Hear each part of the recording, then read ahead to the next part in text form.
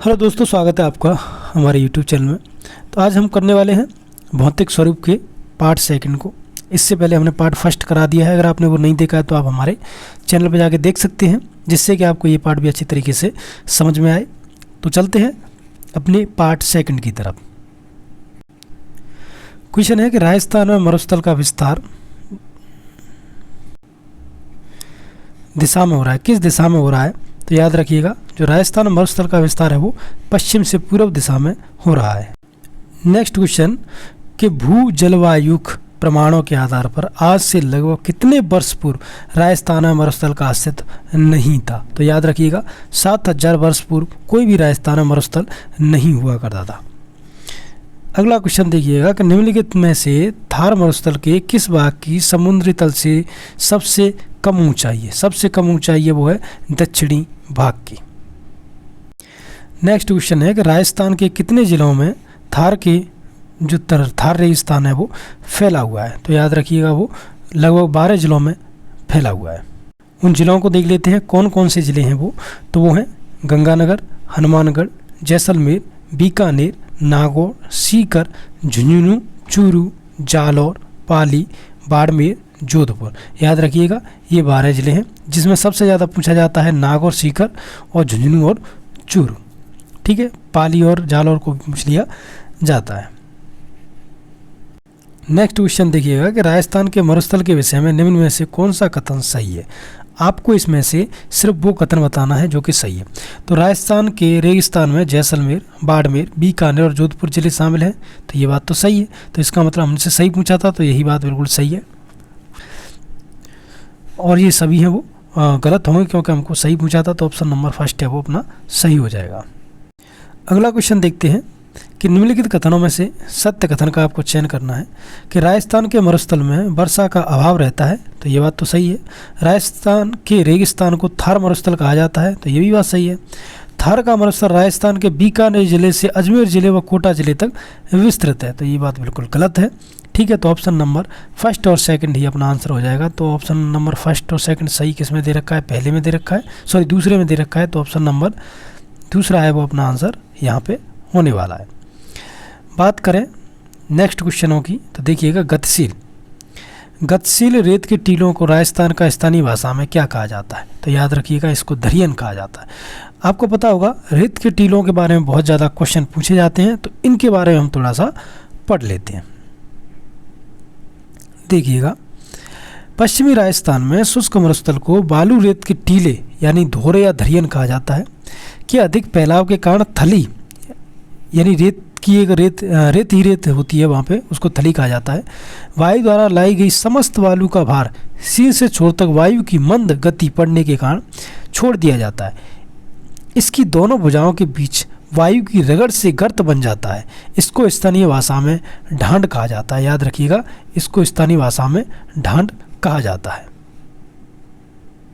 बात की जाए अगर अगले क्वेश्चन की, तो राजस्थान में स्थित थार के मरुस्थल किसका अवशेष माना जाता है? तो आपको पता होगा, ये तैतीस सागर का अवशेष माना जाता है, जो कि सबसे नवीनतम प्रदेश है।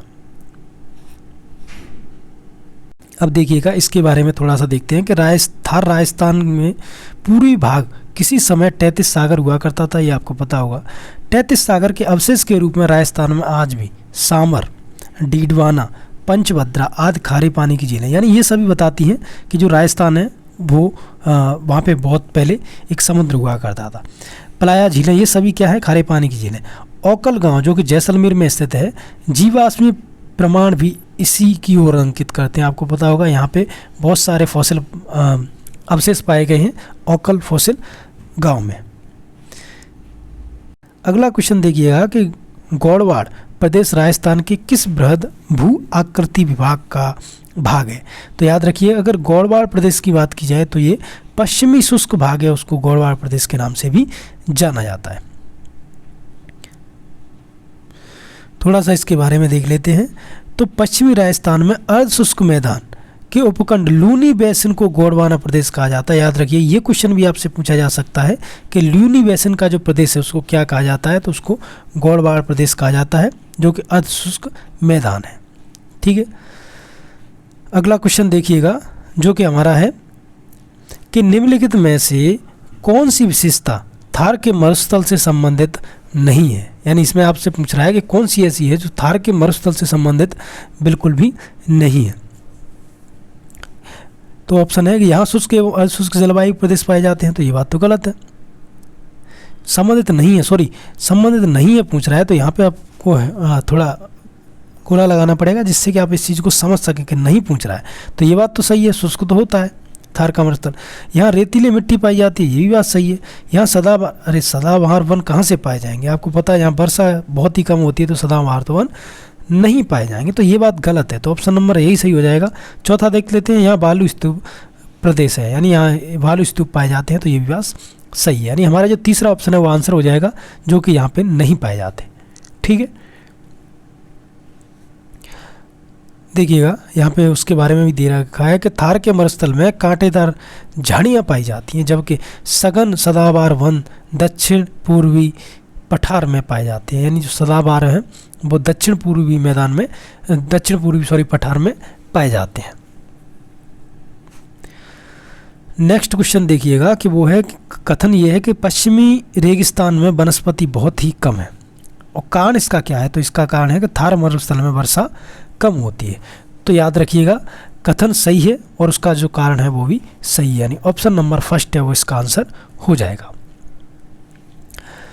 नेक्स्ट क्वेश्चन, अंतरिक्ष में मानव की पसंदीदा जगह जहां एक दशक में 9 उल्कापिंड करें, ये आपको बताना है कहाँ पे सबसे ज़्यादा उल्कापिंड करते हैं। तो थार के जो रेगिस्तान है वहाँ पे सबसे ज़्यादा उल्कापिंड करने की घटनाएं होती हैं।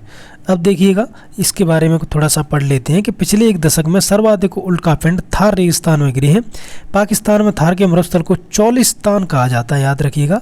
और थार का मरुस्थल विश्व का सबसे अधिक आबादी वाला मरुस्थल है। सिर्फ हमारे यहाँ पे ये थार का मरुस्थल इतना है जो 61% क्षेत्रफल पर 40% जनसंख्या निवास करती है। बात की जाए अगले क्वेश्चन की, तो पश्चिमी राजस्थान के रेतीले मैदान का कितना प्रतिशत क्षेत्र बालू का स्तूप मुक्त है। देखिएगा वो पूछ रहा है मुक्त, तो याद रखिएगा वो है 41.5%, यानी ऑप्शन नंबर फर्स्ट है जो कि अपना आंसर हो जाएगा यहाँ पे। देखिएगा थोड़ा सा विस्तार हम देख लेते हैं। बालू का मुक्त अगर की बात की जाए तो यहाँ पे दे रखा है 41.50%। ठीक है, नेक्स्ट क्वेश्चन है, देखिएगा कि राजस्थान के पश्चिमी रेतीले मैदान के क्षेत्र में बालू का स्तूप पाए जाते हैं। तो याद रखिएगा 60% क्षेत्र में बालू का स्तूप पाए जाते हैं। नेक्स्ट क्वेश्चन की बात करें तो थार के मरुस्थल में पाए जाने वाले अर्धचंद्राकार रेत के टीलों को क्या कहा जाता है। तो अर्धचंद्राकार जो रेत के टीले हैं उनको बरखान कहा जाता है। इस चीज़ को आपको याद रखना है, ऐसे क्वेश्चन बहुत ही ज़्यादा पूछे जाते हैं। और बरखान के बारे में थोड़ा पढ़ लेते हैं क्योंकि ये क्वेश्चन बहुत ही ज़्यादा पूछा जाता है। तो बरखान यानी इसको बरछान भी कहते हैं, अर्धचंद्राकार बालू का स्तूप है जो 20 सेमी समवर्षा वाले पश्चिमी क्षेत्रों में 10 से 20 मीटर की ऊंचाई एवं 100 से 200 मीटर तक की चौड़ाई तक फैला रहता है। मरुस्थलीकरण में सर्वाधिक योगदान बरखान बालूकान स्तूप का होता है क्योंकि ये सर्वाधिक गतिशील होते हैं। भोलेर यानी चूरू, जैसलमेर, सीकर, सूरतगढ़, रूरकर्ण, करणी माता, बाड़मेर, ओसिया, जोधपुर में मिलते हैं। यह बालू का स्तूप मंद पवनों की ढील, तीव्र पवनमुखी ढाल द्वारा वाला होता है। तो याद रखिएगा यहाँ से आपको याद रखना है कि स्तूप है वो मंद पवन मुखी ढाल और तीव्र पवनों की ढाल वाला होता है। और दूसरी चीज़ आपको याद रखनी है कि 20 सेमी वर्षा वाले क्षेत्र में इनकी ऊंचाई होती है वो 10 से 20 होती है और चौड़ाई होती है वो 100 से 200 मीटर तक होती है। तो ये कुछ चीज़ें हैं जो कि याद रखने वाली हैं। अगला क्वेश्चन देखिएगा कि निम्नलिखित में से कौन सा बालू का स्तूप मंद पवनानुमुखी ढाल एवं तीव्र पवनानुमुखी ढाल वाला बनता है। तो अभी आपको मैंने बताया था ये होते हैं बरखान। तो आपको छोटी छोटी अगर चीज़ें याद हैं तो आपको कोई भी क्वेश्चन करने में दिक्कत होने वाली बिल्कुल भी नहीं है। अब देखिएगा यहाँ पे बरछान पूछ लिया कि एक्चुअल में बरछान है क्या। तो वही जो आपको मैंने पहले बता दिया है कि विशेष आकृति वाला बालू के टीले हैं। तो ऑप्शन नंबर फर्स्ट है जो कि अपना सही हो जाएगा। नेक्स्ट क्वेश्चन देखिएगा, क्वेश्चन है कि बरखान या बरछान स्थलाकृति किस भौतिक विभाग से संबंधित है। तो ये किससे होगी, मरुस्थलीय से। देखिएगा कितने सारे क्वेश्चन हैं जो कि बरछान से पूछे गए हैं। ठीक है, अब देखिएगा क्वेश्चन पूछा जा रहा है कि बरखान बालू स्तूप प्रधानतः राजस्थान के कौन से क्षेत्र में पाए जाते हैं। देखिएगा अभी मैंने आपको बताया था कि यहाँ पे जो वर्षा होती है वो कितनी होती है 20 सेमी, 10 से 20 सेमी। तो इसका मतलब ये जो पाए जाएंगे वो 20 सेमी वर्षा रेखा के पश्चिमी क्षेत्र में पाए जाएंगे। बस छोटी छोटी चीज़ें हैं जो कि आपको याद रखनी है। अगला है कि सीप क्या है, देखिएगा इसके बारे में भी हम पढ़ेंगे। तो ये क्या है, अनुदैर्घ्य बालू का स्तूप है। अनुदैर्घ्य आप समझते हैं, एक होता है अनुप्रस्थ, एक होता है अनुदैर्घ्य। तो अनुदैर्घ्य होता है वो होता है दिशा के अनुसार इस प्रकार, और अनुप्रस्थ की बात होता है तो वो होता है लंबवत। ठीक है, अब इसके बारे में थोड़ा सा हम पढ़ लेते हैं जिससे कि आने वाले प्रश्न हमारे सॉल्व हो सकें। तो बरखान के निर्माण में जब पवन की दिशा परिवर्तित होती है तो बरखान की भुजा आगे की ओर बढ़ जाती है, जिसको सीप कहते हैं। यानी जैसे मान लीजिए यहाँ पे बना हुआ है, अगर इस टाइम ऐसी हवा चलेगी तो ये क्या करेगा, यहाँ से उठ के यहाँ पे आ जाएगा। तो फिर क्या करेंगे, इसको कहेंगे हम सीप। ठीक है, यानी जो बरखान है वो बरखान अगर एक जगह से दूसरी जगह पे चला जाता है पवन की दिशा में तो उसको हम सीप कहते हैं। अब देखिएगा फिर क्वेश्चन वही आ गया कि राजस्थान के थार मरुस्थल में दृश्यवती नदी घाटी में किस प्रकार के वालुका स्तूप के चिन्ह मिले हैं। अब आपको ये पता होना चाहिए कि ये दृश्यवती नदी है वो कहाँ है, इसका क्या नाम है। तो याद रखिएगा यहाँ पे रेखीय और पवनानुमुखी वालुका स्तूप पाए जाते हैं। तो ऑप्शन नंबर फर्स्ट है जो कि इसका आंसर हो जाएगा। यहाँ पे हम थोड़ा सा देखते हैं पवनानुवर्ती के बारे में, जो पवनानुवर्ती वालुका स्तूप है उनके बारे में, कि अनुदैर्घ्य, पवनानुवर्ती और रेखीय वालुका स्तूप, इन तीनों का नाम एक ही है। इस चीज़ को भी आपको याद रखना है। इनका विस्तार है वो जैसलमेर के दक्षिण पश्चिम, जोधपुर, बाड़मेर जिलों में पाया जाता है। इन रेखीय वालुका स्तूपों की ऊंचाई 10 मीटर से 60 मीटर तक होती है। पवनानुमुखी स्तूप पवनों की दिशा के समांतर सीप बनाने वाले स्तूप होते हैं। याद रखिएगा, सबसे पहले आपको याद रखना है कि ये तीनों एक ही होते हैं। दूसरी बात, इनकी जो ऊंचाई है वो कितनी हो सकती है, और सबसे ज़्यादा इम्पोर्टेंट होता है कि ये किस ज़िले में पाए जाते हैं। तो जैसलमेर, जोधपुर और बाड़मेर, इनमें सबसे ज़्यादा ये पाए जाते हैं अनुदैर्घ्य वालुका स्तूप। देखिएगा वही क्वेश्चन रिपीट हो गया कि जैसलमेर में किस प्रकार के वालुका स्तूप पाए जाते हैं। तो मैंने अभी आपको बताया अनुदैर्घ्य, यानी जो पवन की दिशा के समांतर चलते हैं। अगला क्वेश्चन, राजस्थान में निम्नलिखित में कौन सा एक वालुका स्तूप नहीं पाया जाता। पाया कौन सा नहीं जाता, थली नहीं पाया जाता। ठीक है, थली है वो रेगिस्तान का एक प्रकार है, ठीक है, न कि वालुका स्तूप का एक प्रकार। जबकि बरखान, सीप, पैराबोलिक ये सभी पाए जाते हैं। देखिएगा यहाँ पे थोड़ा सा हम इसके बारे में विस्तार देख लेते हैं। वालुका स्तूप युक्त मरुस्थलीय प्रदेश में सर्वाधिक वालुका स्तूप है वो जैसलमेर में पाए जाते हैं। सभी प्रकार के वालुका स्तूप केवल जोधपुर में पाए जाते हैं। बरखान यानी वर्षान या अर्धचंद्राकार वालुका स्तूप, याद रखिएगा, अनुदैर्घ्य, पवनानुमुखी रेखीय वालुका स्तूप और पैराबोलिक वालुका स्तूप ये प्रकार हैं। और सीप वालुका स्तूप, अनुप्रस्थ वालुका स्तूप, ये क्या है, वालुका स्तूपों के प्रकार हैं। ठीक है, अब देखिएगा अनुप्रस्थ वालुका स्तूप के बारे में थोड़ा सा हम देखते हैं। देखिएगा ये वो चीज़ें हैं, अगर आप यहाँ से एक बार पढ़ लोगे तो 80 से 90% तो ये मान लीजिए आपकी जीके सिर्फ प्रश्नों से तैयार हो जाती है, जो कि टू द पॉइंट होती है। आप क्या पढ़ रहे हो वो अलग चीज़ है, लेकिन जो आप प्रश्न से आंसर तक पहुँचते हो तो वो आपके लिए बहुत ही ज़्यादा इंपॉर्टेंट हो जाता है आने वाली परीक्षाओं के लिए। तो देखिए हम देखते हैं अनुप्रस्थ वालुका स्तूप। तो इनकी ऊँचाई 10 से 40 मीटर होती है। स्तूपों के मध्य, याद रखिएगा, 500 से 1000 मीटर होती है। इनके मध्य की अगर दूरी बात की है, ये पवनों की दिशा के समकोण बनते हैं। याद रखिएगा, मैंने आपको बताया अनुप्रस्थ मतलब होता है लंबवत। ये बीकानेर, हनुमानगढ़ के रावतसर, गंगानगर के सूरतगढ़, चूरू, झुंझुनू जिलों में पाए जाते हैं। सबसे ज़्यादा आपसे पूछा जाता है किस जिले में पाए जाते हैं, तो बीकानेर। याद रखिएगा, बीकानेर और हनुमानगढ़ को आपको लगाना है अनुप्रस्थ वालुका स्तूप की जगह पर। तारा वालुका स्तूप, देखिएगा थोड़ा इसके बारे में भी पढ़ लेते हैं कि तारा वालुका स्तूप है वो हम्मादा के चारों ओर पाए जाने वाले वालुका स्तूप को तारानुमा वालुका स्तूप कहा जाता है। तारा वालुका स्तूप जैसलमेर के मोहनगढ़, याद रखिएगा, पोकरण क्षेत्र और गंगानगर के सूरतगढ़ में मिलते हैं। तो इस चीज़ को भी आपको विशेष रूप से याद रखना है। अगला क्वेश्चन देखिएगा, क्वेश्चन है कि राजस्थान के किस क्षेत्र में अनुप्रस्थ वालुका स्तूप मिलते हैं। अनुप्रस्थ वालुका स्तूप किस क्षेत्र में मिलते हैं ये भी आपको पता करना है। तो याद रखिएगा, अनुप्रस्थ वालुका स्तूप जो पाए जाते हैं वो मैंने अभी आपको बताया था, क्वेश्चन रिपीट हुआ है ये पाए जाते हैं बीकानेर जिले में पुंगल के चारों ओर। याद रखिएगा, बीकानेर जिले में पुंगल के चारों ओर पाए जाते हैं। बात की जाए अगले क्वेश्चन की। क्वेश्चन है कि अनुप्रस्थ बालका स्तूप, बालका टीले राजस्थान के किस जिले में मिलते हैं? तो याद रखिएगा, ये बीकानेर और गंगानगर में मिलते हैं। नेक्स्ट क्वेश्चन देखिएगा कि बालका स्तूपों का प्रकार नहीं है, आपको प्रकार कौन सा नहीं है ये पूछा जा रहा है। तो याद रखिएगा, पैराबोलिक होता है, बरखंड होता है, नहीं रेखीय भी होता है, लेकिन याद रखिए इंसैर वर्ग है वो कोई भी प्रकार नहीं होता है बालका स्तूप का। काफ़ी अच्छा क्वेश्चन है जो कि आपको याद रखना चाहिए। बात की जाए अगले क्वेश्चन की, तो थार मरुस्थल में स्थलाकृति किस प्रकार के बालका स्तूपों से पट्टी पड़ी है? तो आपको पता होगा सबसे ज़्यादा पैराबोलिक हैं जो थार के मरुस्थल में पाए जाते हैं।